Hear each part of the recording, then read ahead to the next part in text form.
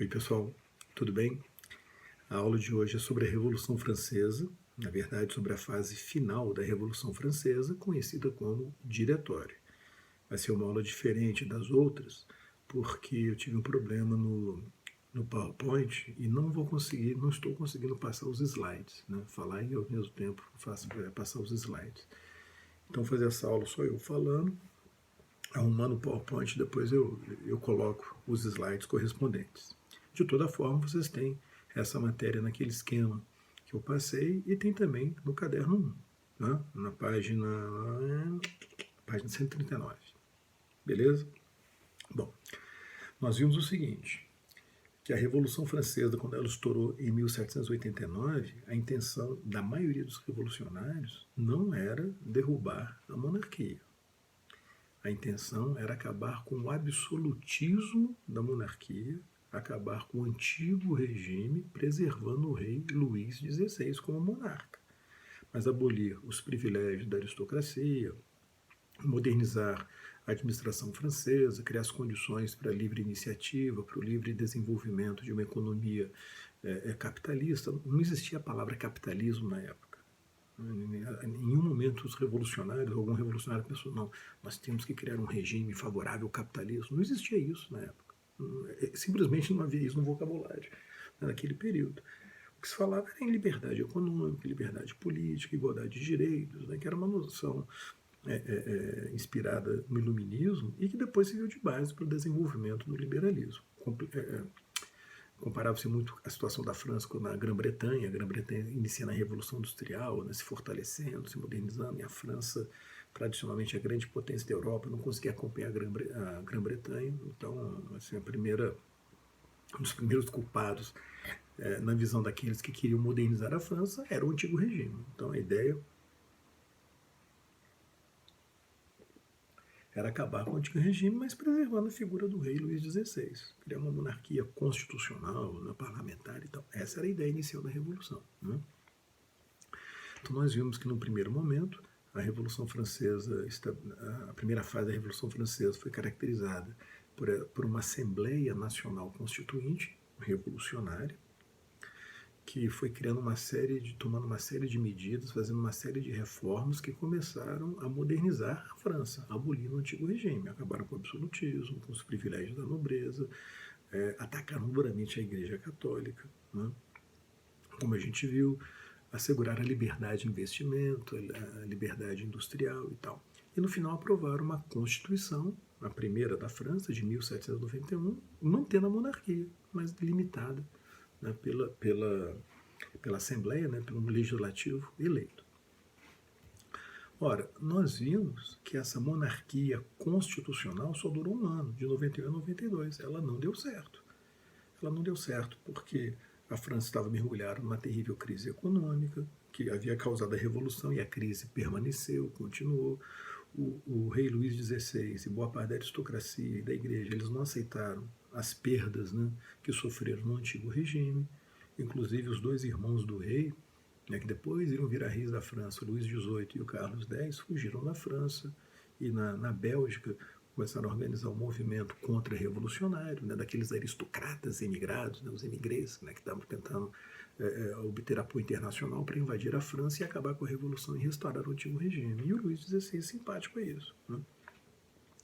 Aí nós vimos que no final acabou estourando uma guerra em abril de 1792 entre França e Áustria, e logo em seguida a Prússia, uma aliada da Áustria, entra na guerra também contra a França. Né? A França foi invadida e, na visão de muitos revolucionários, sobretudo os mais radicais, naquele clima de crise econômica, de desespero, o rei estava apoiando os invasores. O rei queria que os invasores derrotassem a França para eles poderem restaurar o antigo regime e conter a expansão da Revolução na Europa. A popularidade do rei, que já estava abalada, desde aquele episódio que ele tentou fugir da França e se refugiar na Bélgica para se encontrar com a sua família, né, com os contra-revolucionários. Ele acabou sendo capturado na fronteira da Bélgica, isso ainda antes da Constituição ser aprovada, durante a Assembleia Constituinte. O rei já estava então com a sua imagem queimada, sobretudo em Paris, onde se concentravam os radicais, entre eles aqueles ligados aos sans-culottes, né, aqueles trabalhadores urbanos, pequenos lojistas, artesãos e tal, que era o grupo mais radical da Revolução. O rei, então, que já estava com a imagem abalada, a França sendo invadida, o que aconteceu? O povo invadiu o Palácio Real, o Palácio das Tulherias, a monarquia foi derrubada e a República foi proclamada. Contra os objetivos iniciais da Revolução. A Revolução estava tomando um rumo cada vez mais radical, inesperado. Aí isso foi em abril, a guerra foi em abril, mas a revolta, a derrubada da monarquia foi em agosto, né, de 1792. Formalmente a República só foi decretada em setembro, mas em agosto, na prática, ela já tinha sido derrubada quando o Palácio Real foi tomado pelo povo de Paris e o rei acabou prisioneiro, né, dos revolucionários. Ele depois seria executado. E com isso, então, a Revolução entrou numa terceira fase. A primeira fase foi da Assembleia Nacional Constituinte, de 1789 a 1791. A segunda fase foi a fase da Monarquia Constitucional, 1791 a 1792. E a terceira fase foi a tal Convenção Nacional, uma nova Assembleia Constituinte, só que agora, né, de teor republicano, para elaborar uma nova Constituição, né, republicana para a França. E isso em meio à guerra, em meio à crise econômica, em meio à radicalização política. Hoje a gente sabe que a Revolução acabou triunfando, pelo menos no sentido de lançar as bases de uma França moderna. Mas na época, pessoal, isso não estava claro, não.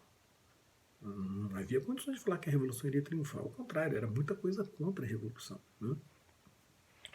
Estourou uma guerra civil na França. Para piorar, estourou uma guerra civil. E olha só, eram camponeses, que era a maior parte da população, parte desses camponeses, na verdade, mas que eram muito católicos, muito religiosos e monarquistas, eles se revoltaram contra o governo revolucionário. Porque, na visão deles, o governo tinha agido contra a igreja, que eles defendiam, contra a fé católica e contra o rei, que eles adoravam, né?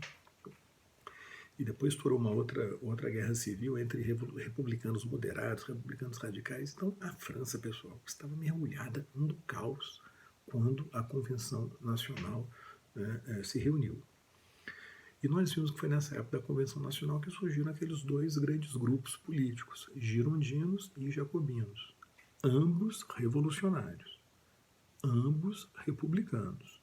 Só que os girondinos representavam uma ala mais moderada, geralmente associada à grande burguesia, do pessoal da grande burguesia.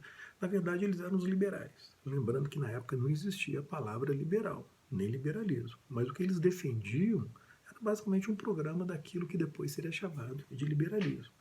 Queria uma república com voto censitário, baseado na renda, garantindo liberdade econômica, liberdade de investimento, proteção à propriedade, né? Conter a radicalização popular.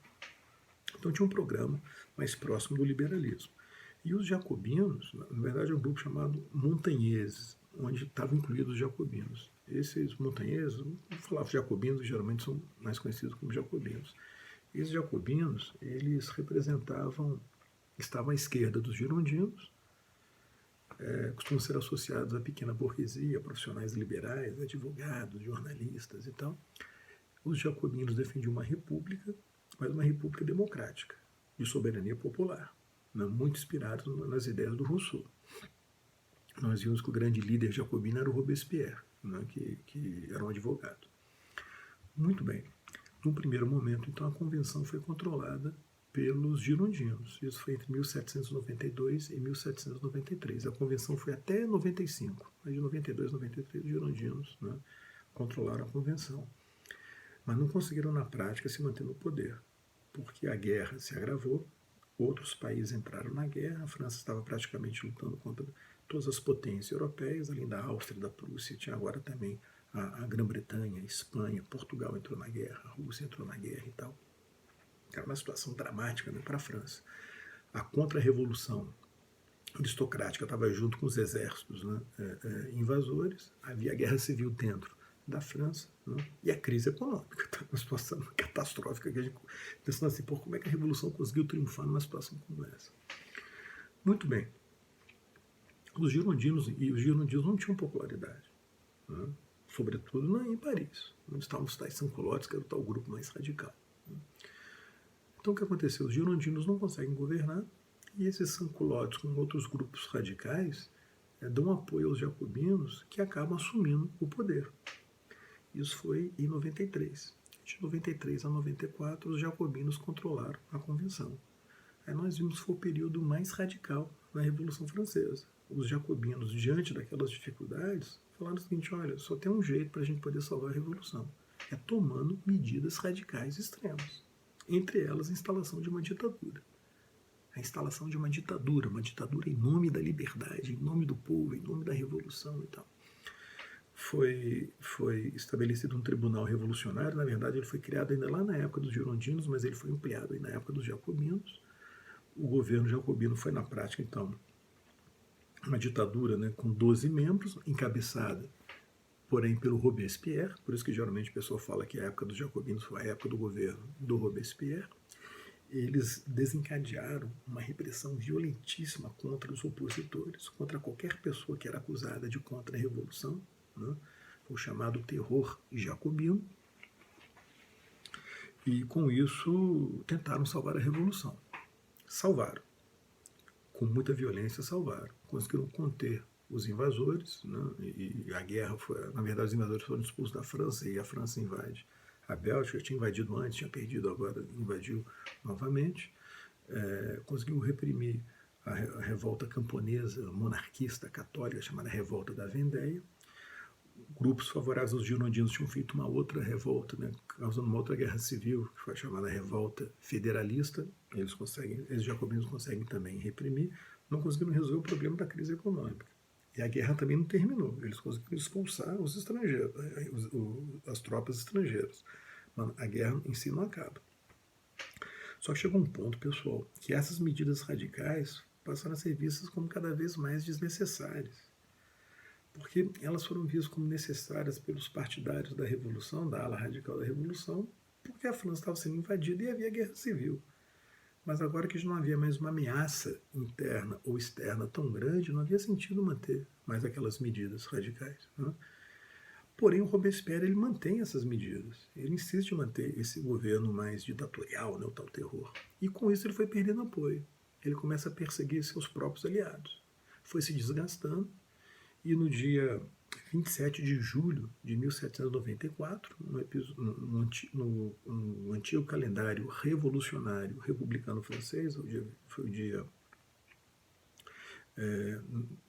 9 Thermidor, no golpe do 9 Thermidor, os jacobinos foram derrubados, e os jacobinos foram derrubados, e os girondinos com outro grupo chamado Planície ou Pântano, que era o centro, né, era um grupo ideologicamente pouco definido, mas dependendo da situação apoiava ou a esquerda jacobina, ou apoiava a direita girondina e tal. Mas nesse golpe do 9 Thermidor, os jacobinos são derrubados, o Robespierre é preso e executado, né? E essa ala mais de centro-direita assume ou reassume o controle do diretório. E no ano seguinte, né, entre 94 e 95, eles foram anulando várias medidas consideradas radicais dos jacobinos. Eles perseguiram também os seus opositores por meio de um terror chamado terror branco, né? Foi a reação termidoriana, mas nada comparado ao que os jacobinos haviam feito. E aprovam uma constituição republicana de teor liberal, estabelecendo um regime chamado diretório. Por que diretório? Porque o poder executivo, o governo, foi exercido por 5 diretores. Era um regime com voto censitário, né? Muitos chamam de regime da grande burguesia. A grande burguesia agora estava governando a França, voltou a governar, né, depois daquela fase da Convenção Girondina. Então, esse grupo mais moderado assume o poder e tenta excluir os radicais, as camadas populares, a participação política. O diretório representou a fase final da Revolução. Foi de 1795 a 1799, até que durou um bocado, né? 4 anos. Né? Dos regimes revolucionários foi o que mais tempo durou. Então ele vai ser um regime liberal, uma república liberal, mas muito isolada. que foi se desgastando rapidamente. O que é impressionante, na verdade, não foi esse desgaste, foi o fato do regime ter durado 4 anos, né, porque o desgaste foi muito grande. Como assim desgaste? Tentativas de golpes dos dois lados, de monarquistas, de jacobinos, né? A guerra, por sua vez, continuava, não era resolvida. A França chegou a se expandir pela Itália, né, mas a guerra em si não era concluída, então havia aquela permanente tensão, aquele medo de ter uma virada decisiva na guerra e a França perder a guerra e ser invadida e tal. Aquilo desgastava muito o diretório. Era um governo impopular, porque não tinha a participação do povo, né, no governo, em razão do voto censitário. A situação econômica não foi plenamente resolvida, mas melhorou um pouco. Isso aí acalmou um pouco parte da população, mas ainda assim o governo não tinha pouco respaldo popular.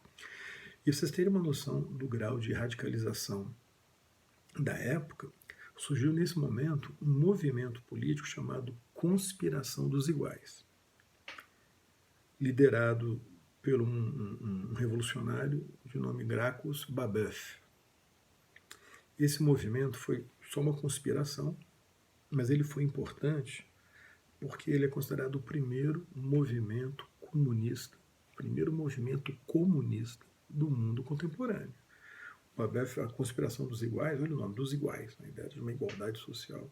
A conspiração do Babeuf previa um golpe de Estado feito por ele, né, pelos iguais, né, por esses revolucionários, a tomada do poder por eles, a instalação de uma ditadura revolucionária inspirada nos jacobinos, mas muito mais radical que os jacobinos. Porque os jacobinos, eles não eram socialistas, eles não eram comunistas. Eles eram a favor da propriedade privada, eram a favor, né, de uma economia que assegurasse o lucro individual, reconhecer a divisão de classe, tudo bem, defendiam tomar medidas que protegessem os pobres, mas, assim, embora, repito, não existisse a palavra capitalismo, os jacobinos não eram contra o capitalismo, né, eles eram a favor da propriedade privada. Já o Babeuf e os iguais, não. Eles se inspiraram na ideia da ditadura revolucionária, mas o programa era muito mais radical, era muito mais à esquerda. A gente pode falar que o Babeuf representava a extrema esquerda da revolução. Assim, não teve nenhum outro grupo mais extremista à esquerda do que o grupo dos iguais, né? Então defendia abolir a propriedade privada, criar um governo favorável aos trabalhadores e tal. Só que a conspiração foi descoberta em 1796. O Babeuf foi preso e foi guilhotinado. Mas suas ideias acabaram se espalhando, né? Um dos líderes do movimento era inclusive um italiano, chamado Buonarroti. Buonarroti conseguiu fugir da França e depois espalha as ideias dos iguais, né, na Europa. Ele morreu.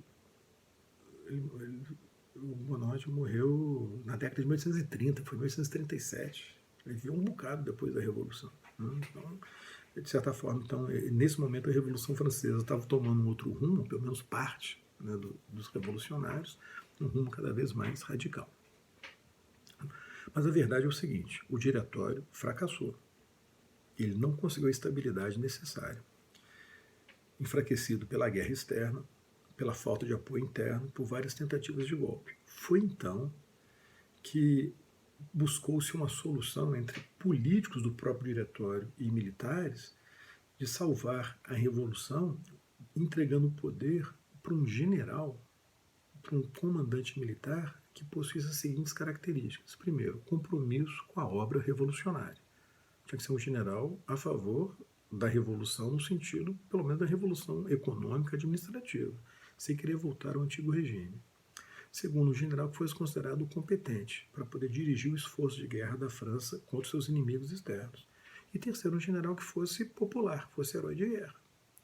Essa figura, essas três características, se combinaram na figura do Napoleão Bonaparte, que tinha uma vantagem. O irmão dele, Luciano Bonaparte, era o presidente do equivalente no diretório à Câmara dos Deputados, chamava-se Conselho dos 500. Né? E desses 5 diretores, 2, depois passaram a ser 3, inicialmente 2, também concordaram em acabar com o diretório, achando que o diretório não funcionava, que era necessário criar um regime mais centralizado e colocar nas mãos de um militar e, ao mesmo tempo, tentar limitar tentar controlar aquele militar na medida do possível, né, com a participação de civis, mas centralizado na figura dele. Um sistema mais centralizado que o sistema do diretório. Foi então nesse contexto que se deu o famoso golpe do 18 Brumário. 18 Brumário, no antigo calendário republicano revolucionário francês, equivale a 9 de novembro. Na verdade, o golpe foi 9 e 10 de novembro. Né? Passou no dia 9, mas ele é concluído no dia seguinte, no dia 10 de novembro. O Napoleão, com apoio de membros do diretório, com apoio do seu irmão, o Luciano, todos eles conspirando, né? Dá então esse golpe de Estado, assume o controle da República Francesa, afirmando que havia uma ameaça anarquista e que não havia mais condições de manter o diretório funcionando, que para proteger os próprios membros do diretório, a própria classe política francesa, era necessário mudar o regime francês e criar uma nova república. Com esse golpe do 18 Brumário, em 1799, Napoleão Bonaparte assume o poder e permanece no poder por aproximadamente 15 anos, dando início a uma nova fase na história da França chamada Era Napoleônica, que de certa forma foi uma continuação da Revolução Francesa, no sentido de que Napoleão consolidou a obra revolucionária do ponto de vista econômico e jurídico. E é uma continuação também porque a guerra continua, e o Napoleão, no primeiro momento, conquistou vários territórios para a França. Né? E ele consolida, ele de certa forma consolida as instituições, ou então as reformas necessárias para modernizar a França, cria as condições para a França realmente virar um país moderno. Né? Mas sobre esse assunto Era Napoleônica a gente comenta na próxima aula. Beleza? Vamos ver se até lá eu consigo arrumar o PowerPoint, aí eu explico a Era Napoleônica mostrando os slides. Tudo bem? Até a próxima, pessoal. Tchau.